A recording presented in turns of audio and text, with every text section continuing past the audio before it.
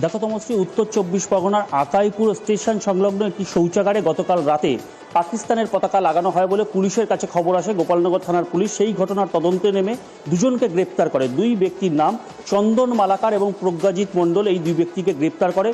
ধৃতদের জিজ্ঞাসাবাদ করে পুলিশ জানতে পারে যে ধৃতরা একটা উদ্দেশ্য প্রণোদিতভাবে এই পতাকা লাগিয়েছিল।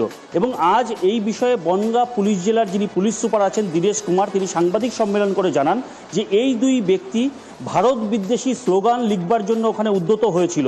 তারা হিন্দুস্তান মুর্দাবাদ, পাকিস্তান জিন্দাবাদ এরকম কোনো স্লোগান লিখবার জন্যই তারা সচেষ্ট হয়েছিল এবং তারা সেই জিনিস স্বীকার করেছে পুলিশের কাছে।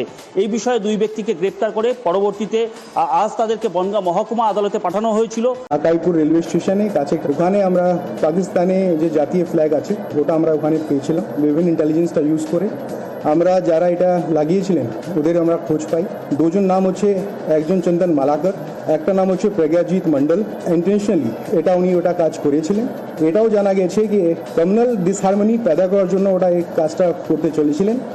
পুলিশ টাইমলিটা ইনফরমেশন পেয়ে ওদেরকে অ্যারেস্ট করা হয়। আর এটা জানা গেছে যে দুজন যে আছে একটা পলিটিক্যাল পার্টির মেম্বার রয়েছেন আর এরা সনাতনী একটা মঞ্চের সদস্য আছে। এই কেসে আরও কারাগার ইনভলভ আছে, ওটা আমরা দেখছি।